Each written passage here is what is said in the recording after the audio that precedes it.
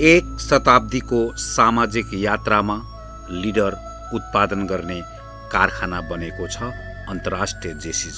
सगरमाथाको हिम श्रृङ्खलाबाट अविरल बगेको सागर जस्तै युवा नेतृत्वको महासागर हो जेसिस। सन् 1915मा young men's progressive civic association नामबाट स्थापना हुँदै सन् 1944मा जेसिआई अर्थात् जुनियर चेम्बर इन्टरनेसनल नामबाट अन्तर्राष्ट्रियकरण भएको सङ्गठन हो जेसिस। यसको स्थापना 23 वर्षीय अर्थात् अहिलेको बोलीचालीमा जेन्जी यो उमेरकाले गरेका थिए। जेसिआईको मूल उद्देश्य to provide leadership development opportunities that empower young people to create positive change अर्थात् युवाहरूलाई विकासका अवसर प्रदान गरी समाजमा सकारात्मक परिवर्तन ल्याउने। समाजको गतिशीलतामा यो उद्देश्य कालजयी छ। यो सत्यलाई बुझेर सन् 1964मा नेपालमा पनि जेसिसको स्थापना भयो। डाक्टर भेषबहादुर थापा नेपाल जेसिसको संस्थापक अध्यक्ष बने। भैरवामा सिद्धार्थ जेसिसको संस्थापक अध्यक्ष मोहनलाल शेरचन बने। मोहनलाल शेरचन मुस्ताङबाट आफ्ना दाजुहरू पृथ्वीलाल शेरचन र सूर्यलाल शेरचनसँग भैरवा आएका थिए। भैरवा बेङ रोडमा उनको शेरचन मार्केट भवन अहिले पनि रहेको छ। सन् 1974मा सिद्धार्थ जेसिसको 6 सदस्यीय तदर्थ समिति बन्यो।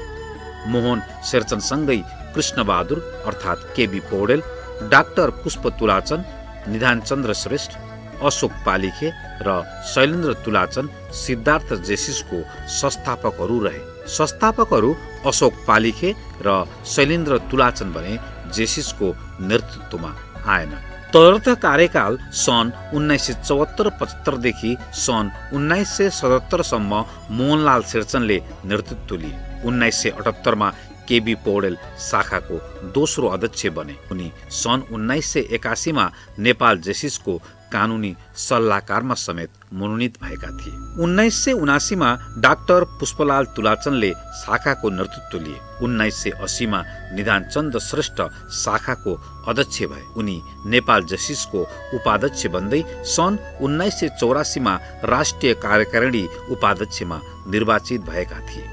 1981मा बुद्धि नेउपाने, 1982मा विजयनारायण श्रेष्ठ र 1983मा जनकलाल श्रेष्ठ सिद्धार्थ जेसिसको अध्यक्ष बने। जनकलाल श्रेष्ठ जेसिसको कानुनी सल्लाहकारमा समेत मनोनित भएका थिए। 1984मा कमलराज जोशी र 1985मा प्रयासचन्द्र पौडेल शाखा अध्यक्ष भए। सन् 1986मा प्रयासचन्द्र राष्ट्रिय उपाध्यक्षमा निर्वाचित भए।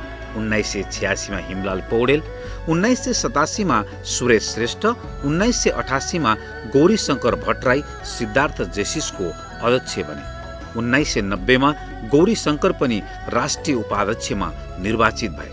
शाखाले नेपाल जेसिसमा आफ्नो भूमिका बलियो बनाउँदै गयो। देशमा प्रजातन्त्रका लागि आन्दोलन हुँदै गर्दा सन् 1989मा आदित्य नारायण कसौदन अध्यक्ष थिए। अध्यक्ष नबन्दै 1988मा राष्ट्रिय उपाध्यक्ष बनेका थिए। तत्कालीन समयमा राष्ट्रिय उपाध्यक्ष बन्न शाखा अध्यक्ष बन्नु नै पर्ने अनिवार्य थिएन। आदित्यको कार्यकालमा प्रजातन्त्रको लागि 2046को जन आन्दोलन भएको थियो। 1990मा सुदर्शन प्रसाद नेपाल अध्यक्ष बने। उनी उपाध्यक्ष हुँदै 1992मा नेपाल जेसिसको राष्ट्रिय कार्यकारिणीमा निर्वाचित भए र 1993मा नेपाल जेसिसको ट्रेनिङ पुलको संयोजक बने। जापानमा इन्टरनेसनल एकाडेमीमा सहभागी पनि भए। नेपाल जेसिसको नेतृत्व चयनमा उनी आफ्नो समूहको लिडर थिए। नेपाल रेडक्रस सोसाइटीको केन्द्रीय अध्यक्ष पनि बने। 1991मा विजयराज शर्मा, 1992मा शम्भु कुमार गुप्ता शाखा अध्यक्ष बने। 1993मा साम्बा कण्डेल र 1994मा महेन्द्र कुमार श्रेष्ठ शाखा अध्यक्ष बने। 5 वर्षको अन्तरालमा महेन्द्र कुमार नेपाल जेसिसको राष्ट्रिय उपाध्यक्षमा निर्वाचित भए। 1995मा भवि पौडेल, 1996मा विजय शर्मा, 1997मा अर्जुन सिंह मल्ल, 1998मा दीपक विक, 1999मा बाबुराम शर्मा शाखाको अध्यक्ष बने। सिद्धार्थ जेसिसले सन् 2000मा महिला नेतृत्व पायो। रूपमा हिराचन अध्यक्ष बनिन्। उनको कार्यकालमा रजत जयन्ती उत्सव सम्पन्न भयो। शाखामा मानर्थ सदस्यहरू आमन्त्रित गरियो। रजत जयन्ती पछिका वर्षमा पनि सिद्धार्थ जेसिसले समाजमा गतिशील हुने युवाहरूलाई प्रोत्साहन गरिरह्यो। यसै क्रममा 2001 मा हेमन्त अग्रवाल, 2002 मा रामकुमार शर्मा, 2003 मा दिलीप धिताल, 2004 मा राजनजङ राणा, 2005 मा सञ्जीव शर्मा रेग्मी, 2006 मा ओम कुमार श्रेष्ठ सिद्धार्थ जेसिसको अध्यक्ष बने। यसै बीच 62-63 को आन्दोलनले देशमा गणतन्त्र आयो। परिवर्तित राजनीतिक अवस्थामा संगठनलाई ओमले कुशल नेतृत्व प्रदान गरे। जेसिसलाई गणतन्त्रको पक्षमा उतारे उनले संविधान सभा के र किन भन्ने विषयमा कार्यक्रम गरी बृहत चर्चा पनि चलाए। 2007 मा खगेन्द्र शर्मा, 2008 मा रामचन्द्र उपाध्याय, 2009 मा दिपेन्द्रमान श्रेष्ठ अध्यक्ष बने। 2010 मा सुशील गुरुङ, 2011 मा देवराज न्यौपाने, 2012 मा निरज नारायण श्रेष्ठ, 2013 मा पवन पौडेल, 2014 मा साजनजङ राणा, 2015 मा सङ्गम न्यौपाने, 2016 मा लेखनाथ भट्टराई अध्यक्ष बने। भट्टराईको कार्यकालमा अत्याधिक कार्यक्रम भएको मानिन्छ। भूतपूर्व अध्यक्षलाई सम्मान कार्यक्रम विशेष रहेको थियो। 2017 मा सुमन शर्मा र 2018 मा कमल भण्डारी अध्यक्ष बने। महेन्द्र कुमार श्रेष्ठ पछि 23 वर्षमा शाखाको तर्फबाट राष्ट्रिय उपाध्यक्षमा कमल निर्वाचित भए। 2019 मा राकेश गुरुङ शाखाको अध्यक्ष बने। सन् 2020 मा नेपाल जेसिसको राष्ट्रिय उपाध्यक्षमा पनि गुरुङ निर्वाचित भए। 2020 मा मङ्गल भण्डारी शाखाको अध्यक्ष बने। 2021 मा गोपाल गेमाली, 2022 मा कमल जीसी, 2023 मा मनोज भण्डारी, 2024 मा दीपक काफ्ले र 2025 को नेतृत्व अर्जुन कुँवरले गरेका छन्। जेसी मोहन शेरचनदेखि जेसी अर्जुन कुँवरसम्म 50 वर्षको स्वर्ण कार्यकालसम्म आइपुग्दा 49 जेसी लिडरहरूले सिद्धार्थ जेसिसको नेतृत्व लिएका छन्। एक व्यक्ति एक कार्यकाल जेसिसको यो सुन्दर पक्ष रहेको छ।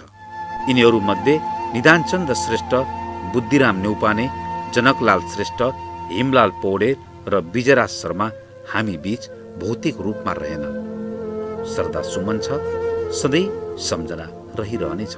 शासन व्यक्तिको होइन विधिको हुनुपर्दछ भन्ने मान्यतामा सङ्गठित सिद्धार्थ जेसिसले 1975 मा तदर्थ विधान बनाएर अघि बढ्यो। प्रारम्भिक कालमा अङ्ग्रेजी भाषामा बैठकहरू सञ्चालन हुन्थे। सन् 1996 विजय शर्माको कार्यकालमा विधानमा केही संशोधन गरियो। पछिल्लो पटक सन् 2006 मा ओम कुमार श्रेष्ठको कार्यकालमा विधान संशोधन भयो। सिद्धार्थ जेसिसबाट शाखा जेसीआई सिद्धार्थ नेपाल बन्यो। सन् 2020 मा मङ्गल भण्डारीको कार्यकालले शाखालाई नेपाल सरकारको जिल्ला प्रशासन कार्यालयबाट दर्ता प्रमाणपत्र लियो। यसले शाखालाई थप बलियो बनायो। प्रारम्भिक कार्यकालमा अध्यक्ष पदाधिकारीका घर घरमा बैठक हुन्थ्यो। झोलामा निर्णय पुस्तिका हुन्थ्यो, छाप हुन्थ्यो। सागर प्रताप राणा प्रधान पञ्च हुँदा 2039 सालमा जग्गा प्राप्त भएको थियो। 2040 सालमा शिलान्यास गरियो। 2046 माघ 23 गते रानी ऐश्वर्यको हातबाट भवनको समुद्घाटन गरियो। संगठनको लागि आकर्षक भवनको पुनर्निर्माण हुँदै बजार केन्द्रमा जेसीआई सिद्धार्थ नेपालको भवन ठडिएको छ। यसको पुनर्निर्माणमा पूर्व अध्यक्षहरूको भूमिका अतुलनीय रहेको छ। रामकुमार शर्माले आफ्नो कार्यकालमा तला थपे, फर्निचर आदिको व्यवस्था गरे, तालिम कक्ष बनाए। दिपेन्द्र मानले शाखाको प्रारम्भिक पुनर्निर्माणको सुरुवात गरे। अल्मुनियम पार्टिसन लगायत कार्य गराएर सचिवालयमा आकर्षक संस्थागत कार्यालयको व्यवस्थापन गरे। पछिल्लो समय मङ्गल भण्डारीको सचिवालय पुनर्निर्माणमा भूमिका रह्यो। अर्जुन कुँवरको यस कार्यकालमा पनि भवनको माथिल्लो तलामा सिडी निर्माण तथा इँटा थप्ने कार्य भएको छ। सिद्धार्थ जेसिस आफ्नो संगठनको विकासको लागि मात्र क्रियाशील रहेन, भैरवाको विकासका निम्ति विभिन्न कार्यहरू गर्यो। भैरवा प्रासी हुलाकी मार्ग निर्माणका लागि बृहत कार्यशाला सञ्चालन गर्यो। अन्तर्राष्ट्रिय विमानस्थलको माग राखेर विभिन्न कार्यहरू गर्यो। भीम अस्पतालमा प्रसव चिकित्सकको लागि माग गर्यो। समाजप्रतिको उत्तरदायित्व निर्वाहका लागि अग्रस्थानमा रह्यो सिद्धार्थ जेसिस। शिक्षा क्षेत्रमा अन्तर्राष्ट्रिय बाल दिवसको अवसरमा सन् 1979 मा भैरवाको पहिलो अङ्ग्रेजी माध्यमको विद्यालय जेसिस किन्डर गार्डनको सञ्चालन गरियो। स्वास्थ्य क्षेत्रमा जापानिज इन्सेफ्लाइटिसको खोप वितरण गरेर जेसिस आम जनताका बीच लोकप्रिय भयो। विभिन्न स्वास्थ्य परीक्षणका कार्यक्रम गर्दथ्यो सिद्धार्थ जेसिसले। भैरवादेखि प्रासीसम्मको साइकल यात्रा स्मरणीय रहेको छ। बालबालिकादेखि नेपालका अन्तर्राष्ट्रिय साइकल यात्री पुष्कर शाह सहभागी थिए। सन् 2015 देश भूकम्पले प्रभावित हुँदा शाखाको राहत वितरण उल्लेखनीय रह्यो। अध्यक्ष सङ्गम न्यौपा नै थिए। देश कोभिडबाट प्रभावित हुँदा सिद्धार्थ जेसिसले फ्रन्ट लाइनमा सेवा गर्यो। 2020 का अध्यक्ष मङ्गल भण्डारीले जीवन जोखिममा राखेर आफ्नो सवारी साधनबाट बिमारी ओसारे। ठाउँ ठाउँमा हात धुने धारा राखे। दोस्रो कोभिडमा सिद्धार्थ जेसिसले 34 दिनसम्म निशुल्क भोजनको व्यवस्था गर्यो। अध्यक्ष गोपाल गेवाली थिए। विपद आपद परिस्थितिमा जेसिआई सिद्धार्थ नेपाल सामाजिक उत्तरदायित्वका लागि मैदानमा सधैँ उत्रिरहेको छ। प्रजातन्त्र, लोकतन्त्र र गणतन्त्र हरेक परिवर्तनमा जेसिस अग्रपङ्क्तिमा रहन्छ। स्वतन्त्रतालाई समर्थन गर्दछ। युवाहरूलाई क्षमता वृद्धि, विभिन्न खेलकुद, म्याराथन दौड जस्ता क्षमता विकास क्रियाकलापले युवाहरूलाई जेसिसप्रति आकर्षण गरेको छ। सन् 2006 मा नेपाल जेसिसको सहकार्यमा 3 दिवसीय मल्टी चेप्टर टट कार्यक्रम आयोजना भएको थियो। प्रख्यात प्रशिक्षक विकल सिर्जन तालिमको मुख्य प्रशिक्षक थिए। शाखाले 1990 र 2017 मा ऐतिहासिक राष्ट्रिय महाधिवेशन आयोजना गरेको छ।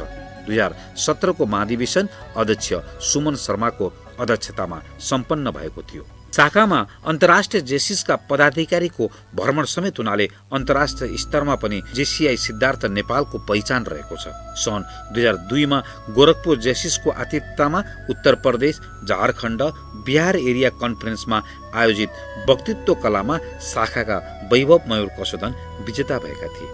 2002 मा नै भारत र नेपालका राष्ट्रिय जेसी पदाधिकारी बीच संयुक्त कार्यक्रम भएको थियो। गोरखपुर जेसिससँग भागिनी सम्बन्ध नवीकरण भएको थियो। 2002 मा रामकुमार शर्मा अध्यक्ष थिए। उनको नेतृत्वमा शाखा सहभागी भएको थियो। 1974, 1975 देखि 2025 सम्म सिद्धार्थ जेसिसको स्पोन्सरमा सिद्धार्थ लेडी जेसिस, पाल्पा जेसिस, तिलोत्तमा जेसिस जस्ता शाखाहरू सङ्गठित बने। यी शाखाहरूबाट पनि नेपाल जेसिसमा राष्ट्रिय पदाधिकारीहरूको रूपमा प्रतिनिधित्व भयो।